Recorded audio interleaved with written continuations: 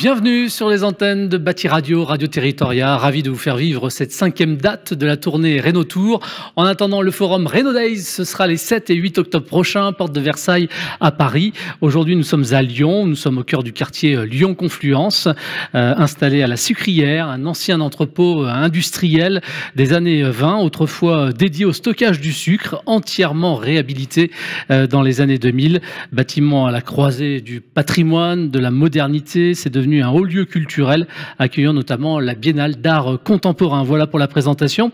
Dans ce cadre chargé d'histoire, tourné également vers l'avenir. Deuxième table ronde sur le thème de la rénovation globale, sur celui des aides et des applications régionales. Véronique Dufour, bonjour. Bonjour. Directrice de Ville et Aménagement Durable. C'est un centre d'échange et de ressources bâtiments et aménagement durable en Auvergne-Rhône-Alpes. Merci d'être présente. Philippe Notargiacomo, bonjour. Bonjour. Président de HomeServe Énergie Service, entreprise qui est basée à Lyon. Merci d'être présent. Karine Thomas, bonjour. Bonjour. Directrice générale de Prestataire Certification, organisme indépendant spécialisé dans la certification de la performance énergétique, environnementale et sociétale des bâtiments. Voilà, j'ai été clair. Bon, bienvenue en tout cas à tous les trois. C'est une table ronde qui se déroule en public et vous pouvez d'ailleurs vous applaudir. Merci à vous, merci de votre attention et tout à l'heure d'ailleurs je vous invite à écouter jusqu'au bout puisque vous aurez l'occasion de pouvoir interpeller nos trois invités en posant directement vos questions. Peut-être une question pour Philippe Notargiacomo pour commencer. Je rappelle président de HomeServe Énergie Service. C'est quoi concrètement HomeServe Énergie Service? C'est quoi l'objectif de votre entreprise? Alors, chez HomeServe Énergie Service, on est spécialiste donc du confort thermique et de la rénovation énergétique. Donc on a un peu plus de 800 collaborateurs en France, dont 250 qui sont basés en région Rhône-Alpes. Et donc on va être capable à la fois d'assurer la maintenance des appareils de chauffage, des installations d'appareils de chauffage et de centrales photovoltaïques, et également des projets de rénovation d'ampleur. On s'adresse prioritairement à une clientèle de particuliers. Alors quel est le rôle de Ville et Aménagement Durable, Véronique Dufour? Alors le rôle de Ville et Aménagement Durable, donc il y a un réseau de professionnels construction, bâtiment, aménagement durable en aura, comme vous l'avez précisé en introduction. L'objectif, c'est vraiment de faire vivre le retour d'expérience, la création de savoir et de savoir-faire et leur diffusion. Tous les métiers sont représentés et ensemble, l'objectif, c'est de s'informer, de se former, de débattre et surtout de co-construire de nouveaux standards pour accompagner l'ensemble de la filière. Karine Thomas, je me tourne vers vous, prestataire certification. Quel est finalement votre rôle aussi dans la chaîne de la rénovation énergétique? Alors, le rôle de prestataire certification, c'est de valider l'atteinte de performances, d'exigences en fait, choisies par le maître d'ouvrage sur un référentiel, nos référentiels, donc sur la rénovation énergétique, mais aussi la construction neuve dans le tertiaire et dans le logement. On est un organisme accrédité par le COFRAC, neutre et indépendant, ce qui légitime la démarche et on accompagne les maîtres d'ouvrage dès la conception jusqu'à la livraison du bâtiment ou des travaux pour la rénovation. Cette question, je vais vous la poser à tous les trois et je la pose à l'ensemble des speakers qui viennent sur ces tables rondes. Karine, vous pouvez garder la parole, mais finalement, comment faire pour accélérer la massification de la rénovation énergétique d'ampleur ? Alors pour massifier, il faut entraîner un maximum d'acteurs et un maximum de maîtres d'ouvrage. Alors si on doit parler pour notre cas de la certification, c'est que ça ne soit pas vécu comme une contrainte, mais plutôt comme une opportunité, et du coup de lever certains freins limitants, en tout cas des fois qui ne sont pas réels. Donc engager un maximum de maîtres d'ouvrage en leur permettant de rentrer dans une spirale vertueuse et de certifier leur ouvrage. En commençant par le commencement, puisque s'il y a des acteurs qui sont rompus à cet exercice, d'autres pas du tout et ne veulent pas y aller parce qu'ils pensent que ça va être difficile et que ça va coûter cher. Et on y reviendra tout à l'heure. Véronique Dufour, même chose. Comment faire pour accélérer cette massification ? Alors, je pense que pour accélérer cette massification, il faut activer tous les leviers possibles. Tout à l'heure, on nous parlait de construction hors site, c'en est un. Tout ce qui a été dit au préalable sur la première table ronde, les questions de formation, il faut rassurer aussi les maîtres d'ouvrage qui soient ambitieux et qui comprennent pourquoi il est important de réhabiliter. Il y a cette question énergétique qu'on a évoquée tout à l'heure, mais il y a aussi tous les autres sujets, les enjeux de confort d'été, les enjeux de santé à l'intérieur des bâtiments, les enjeux d'usage. Il faut rassurer sur les travaux aussi, parce que parfois ça fait peur. Il faut trouver des financements, il faut trouver des entreprises compétentes et disponibles. Voilà, il y a tout un écosystème à activer. Et je pense, savoir pourquoi on fait les choses, rassurer, se donner de l'ambition et avoir les moyens d'agir. Philippe Notargiacomo, comment est-ce qu'on fait pour accélérer la massification ? Alors on pourra en parler des heures, je pense, en tant que tous passionnés ici, mais la première chose, déjà, la première bonne nouvelle, c'est que les Français ont envie de le faire. On a fait très récemment une étude avec OpinionWay sur plus de 2000 personnes sondées. On a plus de la moitié des Français aujourd'hui qui ont l'intention de s'engager dans des travaux de rénovation énergétique. Donc la demande est là. Maintenant, pour la massifier, puis la massifier dans le temps, il va nous falloir un cadre réglementaire et un cadre d'aide qui soit beaucoup plus stable qu'il l'a été ces dernières années, parce qu'on a besoin, en tant qu'entrepreneur et en tant qu'institution publique ou parapublique, quelque part, de trouver des process et des investissements qu'on puisse continuer de façon durable dans le temps, ce qui est compliqué aujourd'hui. Et puis évidemment, en aval, on a un vrai sujet autour de la main-d'œuvre, parce que pour tenir les objectifs de décarbonation qui sont ceux de notre pays, il va falloir qu'on accélère également dans la mutation des compétences et des savoir-faire pour pouvoir exécuter ces travaux. Alors, vous parliez à l'instant d'une enquête réalisée avec OpinionWay. Alors justement, moi, je l'ai lu, cette enquête. Il y a quelques chiffres comme ça qui sont venus me titiller. 63% des propriétaires affirment ne pas pouvoir se lancer sans MaPrimeRénov'. 37% ont déjà abandonné leur projet faute d'accès à l'aide. 78% se disent perdus dans les démarches. 60% ont le sentiment d'être victimes d'une arnaque, carrément, sur le sujet. C'était quoi, clairement, les objectifs pour vous de cette enquête ? Alors, on a fait cette enquête au mois d'octobre, au moment de cette incertitude de budgétaire, et puis à un moment où aussi la demande pour les travaux a chuté depuis la deuxième partie de l'année 2023. Donc on a essayé de comprendre un petit peu quels étaient les freins et puis les leviers qu'on pouvait activer. Donc voilà, c'était l'objet de cette enquête, et effectivement on a certains de ces résultats qui parlent d'eux-mêmes, c'est-à-dire qu'on est sur des travaux aujourd'hui qui restent coûteux, et on a vraiment besoin d'aller utiliser des systèmes de subvention pour accélérer la demande, d'autant plus qu'aujourd'hui, sur les un peu plus de 5 millions de passoires thermiques qu'on a en France, une grande partie sont détenues par des ménages modestes ou très modestes. Donc on a besoin d'aller chercher ces catégories de population si on veut tenir nos objectifs de décarbonation. Et dans un contexte de baisse des aides annoncées, des aides publiques, c'est quoi l'impact concret que vous observez aujourd'hui sur les projets directement de vos clients ? On a moins de demandes, tout simplement. Pour vous donner un exemple concret, le marché de la pompe à chaleur, donc en 2024, il a diminué d'un peu plus de 40%.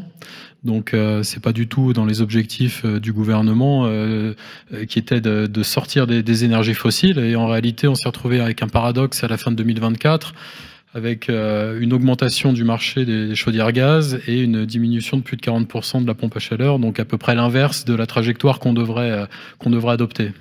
Et c'est quoi le principal frein aujourd'hui pour les personnes pour avoir l'envie de passer à l'acte ? Il y a besoin de davantage de lisibilité, notamment sur les aides. On entend beaucoup de messages contradictoires. Ne vous engagez pas, ou les systèmes vont changer, dépêchez-vous, au contraire attendez. Donc le client globalement est perdu. Donc ça, c'est quand même une vraie problématique.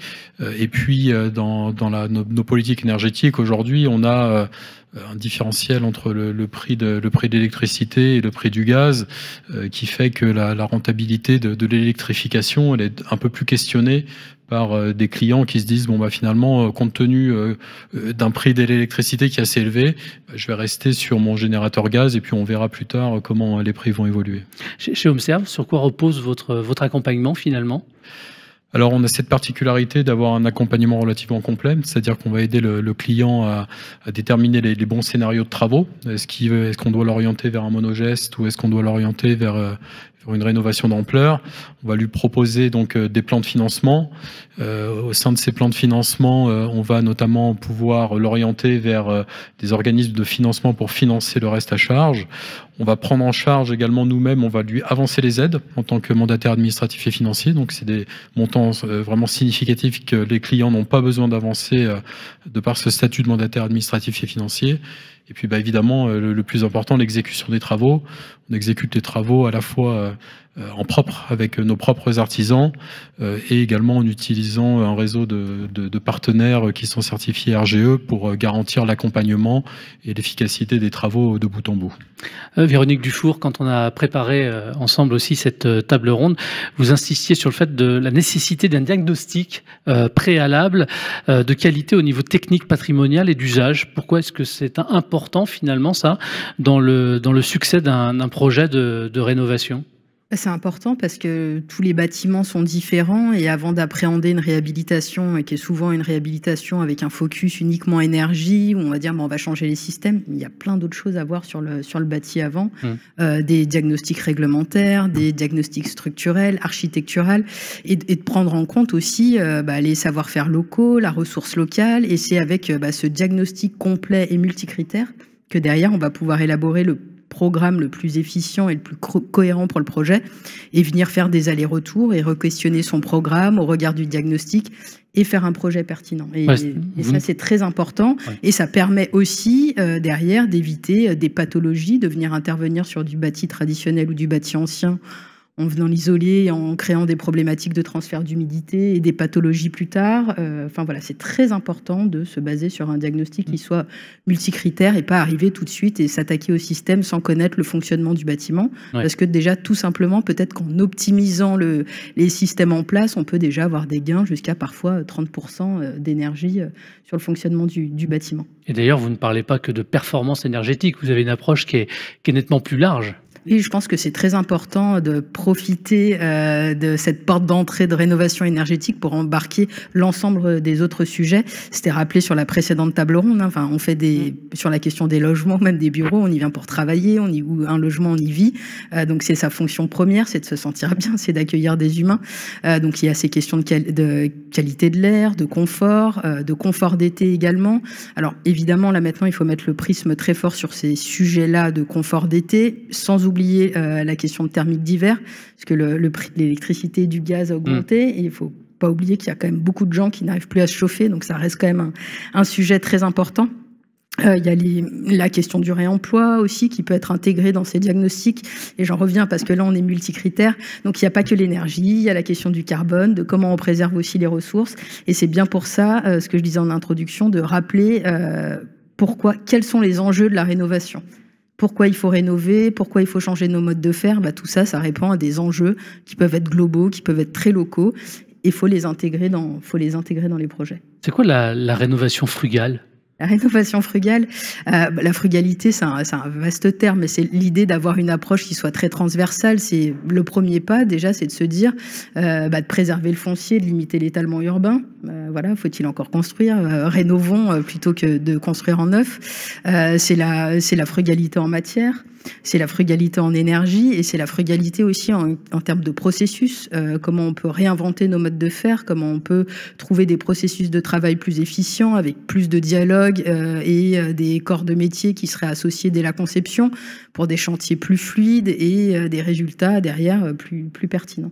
Pour que ce soit tout à fait concret, justement, j'imagine que vous avez accompagné plusieurs projets emblématiques, notamment sur le territoire et notamment sur Lyon. Est-ce que vous pouvez nous donner un exemple qui illustre justement cette approche un peu transversale que vous avez de la rénovation ? Je peux citer, alors c'est pas l'exemple que je vais donner, mais il y a l'opération d'Est Métropole Habitat qui a été citée tout à l'heure. Et pour répondre à la question, en Auvergne-Rhône-Alpes, il y a un club massification qui existe, qui est un club partenarial où vous retrouvez Ville Aménagement Durable, Aura HLM qui est l'association qui regroupe tous les bailleurs régionaux. Il y a Fibois Auvergne-Rhône-Alpes. Pourquoi Fibois ? Parce que en gros, ils maîtrisent toute la filière de l'industrialisation et toutes les FOB, les façades à ossature bois qui sont préfabriquées avant d'être mises sur chantier. Et il y a aussi le cluster éco-bâtiment. Donc avec ces 4 structures, on essaye de faire vivre ce club où 2 fois par an, on essaye d'aller visiter un peu tous les projets d'envergure sur le territoire. Le prochain club, c'est le 4 juin, où on parlera du bailleur Cristal Habitat avec son opération du Piochet, où c'est aussi une opération de massification inspirée d'Energy Sprong. Il y a un projet frugal qu'on peut citer, c'est encore un projet de bailleur qu'on a accompagné pour la réalisation d'un carnet de chantier et qui a été inauguré la semaine dernière, c'est Philwood, qui est une réhabilitation avec extension et surélévation à Saint-Didier-aux-Monts-d'Or, donc dans les Monts-d'Or, en banlieue lyonnaise. Et là, ce qui est intéressant, c'est que pourquoi c'est global, c'est qu'en fait, ils ont pas du tout traité que la question énergétique. Ils ont retravaillé la question des logements traversants qui ne l'étaient pas. Ils ont préservé un parc en ne construisant pas sur le parc, mais en faisant du neuf avec le déjà là. Ils ont retravaillé tout le traitement des eaux de pluie à la parcelle. Donc ils ont fait de la préfabrication de façade à ossature bois. Tout le bois utilisé vient soit du Vercors, enfin en tout cas de la région très localisée. Ils ont réemployé plus de 13 tonnes, donc il y avait 16 tonnes de matériaux potentiellement réemployables sur le projet. Ils en ont réemployé, je crois une dizaine de tonnes in situ et 3 tonnes qu'ils ont redistribuées sur d'autres projets. Donc voilà, c'est un projet du coup, il y avait 20 logements initialement, maintenant il y en a 44. La moitié en logements sociaux en accession sociale et la moitié en BRS, pour permettre justement de l'achat d'appartements dans une commune qui est Saint-Didier-aux-Monts-d'Or, où en gros, pour vous donner, c'est à peu près 700 000 € si vous voulez un T4 neuf. Et donc d'accueillir de la mixité sociale dans une commune comme Saint-Didier-aux-Monts-d'Or. Et voilà, je cite ce projet-là parce qu'ils ont essayé d'activer plein de leviers. Il y a cette approche sociale, il y a cette approche de gestion de l'eau de pluie, de la préfabrication hors site. Voilà, ils ont essayé d'être multi-sujets et le plus frugal possible. Le plus frugal possible. Karine Thomas, directrice générale de Prestataire Certification. Justement, si on parle de certification, en quoi ça constitue aujourd'hui un levier clé même pour sécuriser l'octroi d'aide à la rénovation énergétique? Eh bien, ça a été évoqué tout à l'heure. Le sujet aujourd'hui, c'est comment on trace finalement l'argent public qui est distribué. Il faut des aides pour inciter. Et clairement, on l'a vu, nous, on certifie depuis de très nombreuses années sur le neuf les aides incitatives qui ont été mises en place, telles que l'exonération de TFPB, mais aussi des dispositifs régionaux, locaux et différentes aides ont été des leviers très importants. Et les bailleurs, en premier lieu, certifient et ont ancré un certain nombre de pratiques. Mais quand on rencontre les délégataires, les institutionnels qui mettent en place des dispositifs, leur sujet, c'est comment on s'assure que quand on délivre à la clé des subventions ou des aides, les exigences qui sont fléchées vont vraiment être atteintes. On parlait tout à l'heure d'une stratégie de résultat et non pas de moyens. C'est exactement ce que la certification assure. C'est finalement du résultat et non pas du moyen. Aujourd'hui, peu importe les moyens qui sont utilisés, nous, on va contrôler que telle ou telle exigence ou telle finalité soit bien atteinte et que les aides, finalement, ne sont pas distribuées à tort et à travers. Et on sait qu'il y a eu de nombreuses fraudes, pour rappeler celle de C2E, ou d'autres sujets, détournement d'aide, etc. Alors, il y a de nombreuses collectivités, comme ici d'ailleurs à Lyon maintenant, qui intègrent des exigences de certification. Ouais. Qu'est-ce que ça change concrètement pour les maîtres d'ouvrage ? Ça change le fait qu'ils ont un guide déjà, qui peuvent avoir une lisibilité sur quels sont les niveaux de performance ou autres sujets de performance globale, parce qu'effectivement aujourd'hui c'est la performance énergétique, mais on parle beaucoup de biodiversité, on l'avait tous vécu pendant le Covid. C'est bien d'être dans un appartement où il y a du confort, mais d'avoir des extérieurs, de pouvoir sortir sur un balcon ou d'avoir des espaces partagés. Enfin, c'est tout ce qu'il y a autour du bâtiment et pas seulement dans le logement aujourd'hui qui est regardé. Donc en fonction des collectivités, il y a différents sujets qui sont traités et tous ne flèchent pas les mêmes aides. Il y a des aides sur la performance globale et après il y a des touches sur plus on descend dans le sud, plus, alors effectivement Lyon, mais des sujets de confort d'été. Dans le nord, c'est la réutilisation des eaux pluviales, etc. Donc aujourd'hui, les maîtres d'ouvrage peuvent identifier, alors ceux qui certifient déjà déjà depuis longtemps, eh ben, ils ont l'assurance qu'ils vont pouvoir être aidés et financer leurs opérations. Et ceux qui n'ont jamais certifié, qui savent pas, à qui ça fait peur finalement de faire performant, eh bien, ils ont l'occasion d'aller parfois par petites touches et puis au fur et à mesure plus global, parce que finalement on retourne jamais en arrière, c'est de l'amélioration continue, il faut bien commencer par quelque chose. Alors à juste titre, certains évoquent le coût ou la complexité de la certification. Comment est-ce qu'on répond à ça ? Alors le coût, c'est un faux sujet pour la certification en tant que telle, puisque la certification représente à peu près 0,012% du coût d'une rénovation ou d'une construction. Ce qui coûte plus cher, évidemment, c'est ce qu'on va mettre en œuvre, les moyens qui vont être mis en place pour atteindre ces exigences. C'est aussi là que la certification a un rôle important, c'est que finalement, c'est pris, le projet, il est réfléchi en amont. Dès la conception, enfin même avant d'avoir travaillé avec les bureaux d'études, les AMO, etc. Ça permet d'anticiper et de réfléchir à comment on va atteindre les exigences et pas se retrouver en cours de rénovation à se dire bah finalement ça je l'avais pas prévu, et quand il faut faire quelque chose qu'on n'a pas prévu et qu'on n'envisage pas dans son ensemble, c'est là que ça coûte très cher. Et puis après, comme on l'a dit, il y a des aides. La certification, elle est de plus en plus associée aux aides parce que c'est un levier. Ce qu'il faut regarder, c'est que quand on paye la certification en face, en balance, il y a des aides et des facilités de financement qui finalement équilibrent complètement, voire viennent en bonus face au coût de la certification. Donc, ce que vous dites aujourd'hui, c'est que la certification permet aussi d'aider finalement à débloquer des financements, peut-être aussi des financements privés, des prêts bonifiés. Quand même, ce sont essentiellement les institutionnels publics, les collectivités locales. Enfin, on a entendu plein de dispositifs tout à l'heure. Éco-Rénov, la métropole de Lyon a fait aussi un référentiel maison qui s'appelle Habitat durable Grand Lyon. On a des fonds chaleur, on a des dispositifs pour les C2E, pour les crédits carbone. Donc, il y a énormément de dispositifs mis en place par les institutionnels, mais il y a aussi des financeurs privés et les banques qui flèchent aussi, moyennant l'utilisation de matériaux biosourcés ou des sujets de taxinomie pour traiter de l'adaptation, de l'atténuation au changement climatique, permettent finalement d'avoir des taux bonifiés. Alors, vous parliez des banques, je vais en parler également avec vous, Philippe Notargiacomo.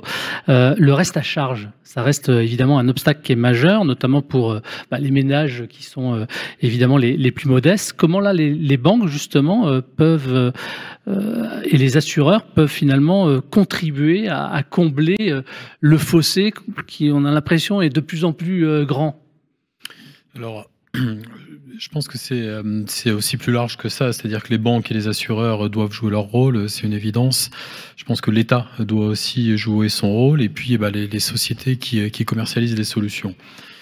En amont, il faut avoir cette capacité à orienter déjà le client vers des solutions de financement, ce que ne font pas l'ensemble des sociétés. Donc ça nécessite un certain nombre de formations sur ces produits-là. Ensuite, on a besoin également qu'il y ait plus d'ouverture de la part des banques, parce que ce qu'on constate aujourd'hui sur le financement du reste à charge, notamment à travers l'éco-PTZ, c'est qu'on a un taux de casse, c'est-à-dire de dossiers qui sont refusés, qui reste malheureusement assez important, en plus d'avoir des délais de validation qui freinent les rénovations. Et c'est un vrai sujet. Parce que autant l'éco-PTZ, il y a eu plus de 100 000 éco-PTZ qui ont été distribués l'année dernière, donc en 2024. Mais quand on fait l'analyse des déciles de revenus fiscaux auxquels ils ont été distribués, on se rend compte qu'ils ne sont pas allés servir, ils sont allés moins servir, en tout cas, les déciles les plus faibles, c'est-à-dire les tranches d'imposition les plus faibles. Sous-entendu, ils ont eu du mal, cette tranche de population-là a eu du mal à se faire valider son éco-PTZ. Je pense que c'est important. Encore une fois, j'ai dit tout à l'heure, mais les passoires thermiques, elles sont détenues essentiellement par des ménages modestes et très modestes. Donc c'est important qu'on arrive à leur accorder davantage de financement. Et peut-être qu'une façon de le faire, ce serait que l'État s'implique justement en mettant en place un fonds de garantie par l'État qui viendrait justement faciliter l'accès à ces solutions de financement gratuites, donc à 0% en tout cas pour les ménages les plus modestes. C'est une des pistes en tout cas. C'est quoi les spécificités locales que vous observez, vous, dans vos projets de rénovation ? Alors, il y a des spécificités déjà du bâti, déjà d'une part. Évidemment, les spécificités du bâti en région Rhône-Alpes vont être très différentes que si on travaille en Bretagne ou si on travaille en Normandie. Donc, c'est important de bien prendre ça en considération. Ensuite, localement, ce qu'il faut appréhender, c'est la diversité des systèmes d'aide qui sont disponibles. C'est-à-dire qu'au-delà des aides nationales, on compte dans le seul département du Rhône, on compte pas moins de 19 dispositifs différents d'accompagnement du particulier, suivant sa commune, sa communauté de communes, son agglomération, et chacune avec ses propres caractéristiques. Donc il y a par nature beaucoup de spécificités, ce qui est pour moi un vrai sujet quand on parle de massification. Il y a trop de spécificités, donc il faut qu'on arrive à rendre tout ça beaucoup plus homogène. Donc il faut qu'on ait des instructions qui soient similaires, il faut qu'on ait des aides qui se ressemblent davantage les unes aux autres, et ça ne doit pas s'opposer à tenir compte des spécificités locales et des spécificités du bâti. Et pour revenir à votre première question, comment on massifie, il faut qu'on simplifie beaucoup si on veut avoir l'espoir de massifier tout ça. Véronique Dufour, au moment de préparer ensemble aussi cette table ronde, on a évoqué ensemble les leviers que vous aviez identifiés pour massifier la rénovation. Vous m'avez parlé, vous m'arrêtez si je me trompe, de surélévation, de préfabrication, d'industrialisation.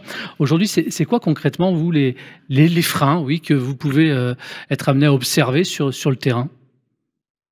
Les freins, je pense qu'on les a déjà beaucoup évoqués. Je pense qu'il y a tout dépend du public et du type de bâti, mais en fait, que ce soit pour la réhabilitation du parc tertiaire dans le cadre du décret dans le cadre du décret tertiaire, dans le cadre des copros, ou c'est peut-être dans le logement social, ou presque c'est le plus simple parce que le bailleur gère en direct, c'est que les maîtres d'ouvrage, ils sont perdus, ils savent pas à qui s'adresser, ils n'ont pas de guichet unique. Il faut sécuriser, fiabiliser les aides et les sécuriser, ça je l'ai dit.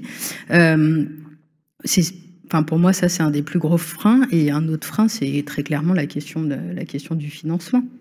Parce que je pense que les prises de conscience, elles sont là, même si j'aimerais que ça se massifie encore plus au-delà des questions de rénovation, c'est que cette prise de conscience et de pourquoi on fait tout ça, que ce soit acté, que ce soit une culture commune de chacun d'entre nous.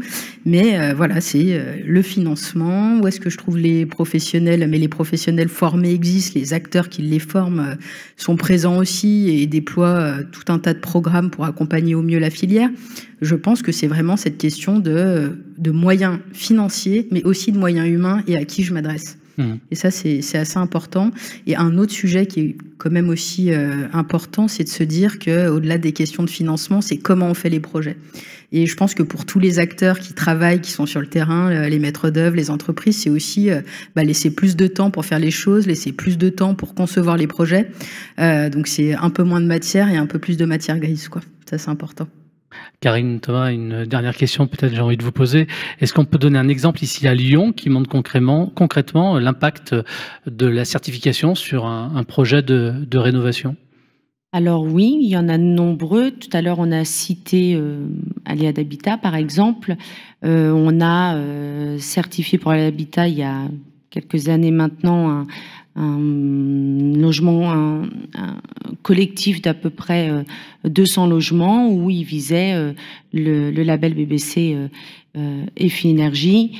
On en a un autre en cours de certification d'ailleurs avec Lyon Métropole Habitat qui vise aussi le label EFI Énergie avec comme ambition quand même étiquette A et B, avec les notions de biodiversité, de performance globale du bâti, de ventilation. Donc là, ça intègre, c'est assez ambitieux, mais concrètement, voilà des acteurs qui certifient certifient depuis un bon nombre d'années et qui ont ancré certaines pratiques. Et c'est aussi d'abord, ça tire toute la filière vers le haut, parce que quand on doit se réinventer, quand on doit répondre à des enjeux nouveaux, on le fait une fois, on travaille avec tous les acteurs.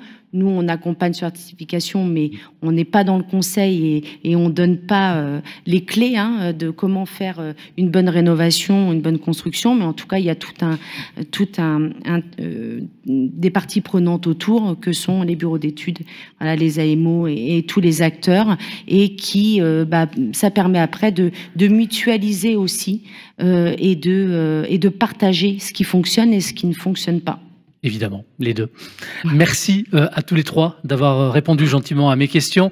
Maintenant, je vais me tourner vers le public pour savoir si effectivement il y a une ou plusieurs questions à poser pour venir directement interpeller les participants de cette table ronde. Je lève la tête et je regarde. N'hésitez pas. Oui, voilà, madame, au 3e rang. Bienvenue à vous.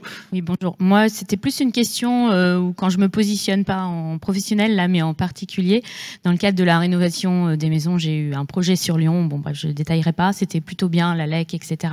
Par contre, vous avez parlé de l'éco-PTZ, du coup, et donc c'était il y a 3 ans, là, évidemment, il s'est passé 3 ans.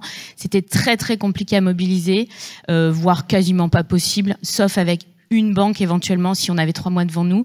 Est-ce que ça, quand vous parlez des 100 000, il y a plusieurs banques dedans et ça a évolué, ou on est toujours sur c'est compliqué? Donc ça, c'est la première question. Et la deuxième, on parlait de massification.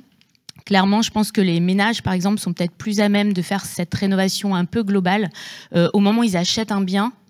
Et en fait, les timings dont on parle sont assez complexes. Donc je voulais savoir si ça s'était arrangé ou pas depuis 3 ans. Ça, c'est vrai que c'est un vrai sujet, là. J'ai peur de ne pas apporter de bonnes nouvelles sur le sujet, mais... Non, mais en ce qui concerne l'éco-PTZ, il y en a eu 100 000 effectivement l'année dernière, mais c'était la même chose qu'en 2023. Ça va dépendre des banques. Globalement, ça reste toujours compliqué d'obtenir un éco-PTZ. Après, les banques, en fonction de leurs besoins d'émission de crédit et du moment où on va les voir, ça va être plus ou moins facile. Mais voilà, on a vraiment besoin que ce soit beaucoup plus simple aujourd'hui, je l'ai dit tout à l'heure, et ça reste toujours extrêmement vrai.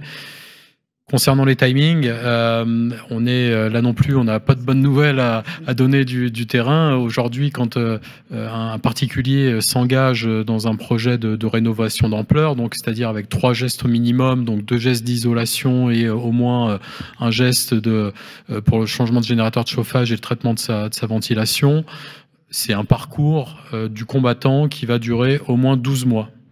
C'est ce qu'on observe aujourd'hui. Et 12 mois, c'est vraiment dans le meilleur des cas. Parce qu'on a des goulots d'étranglement à toutes les étapes avec les accompagnateurs Rénov', des goulots d'étranglement qui sont très importants, 3, 4, 5 mois pour pouvoir avoir une approbation d'un dossier auprès de l'ANA. Et puis après, une fois qu'on a enfin le sésame, qu'on a le droit de faire ces travaux, il faut les réaliser. Mais quand on les réalise, on va toucher l'enveloppe extérieure du bâti, donc il faut des autorisations d'urbanisme, donc il ne faut pas qu'on soit dans une zone protégée. Il faut que notre dépôt d'autorisation d'urbanisme soit accepté, qu'on ne soit pas challengé là-dessus.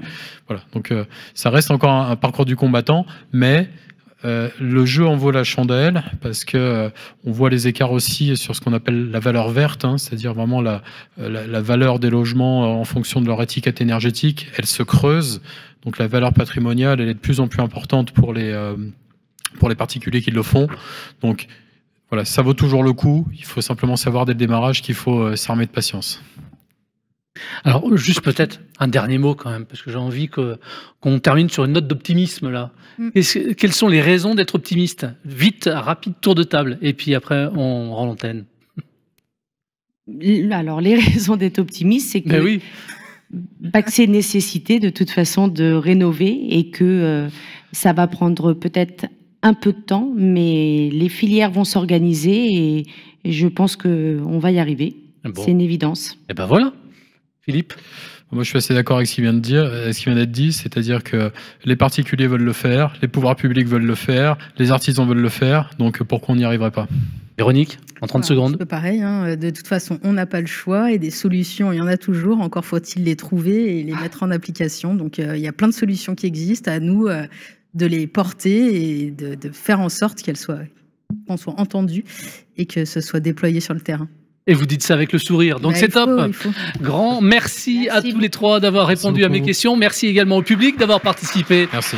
C'est à retrouver en replay. Ah bah elle est déjà partie. C'est à retrouver en replay dans quelques jours, voilà, sur les antennes de Bâti Radio et de Radio Territoria. Dans un instant, on se retrouve pour une troisième table ronde. À tout de suite, merci.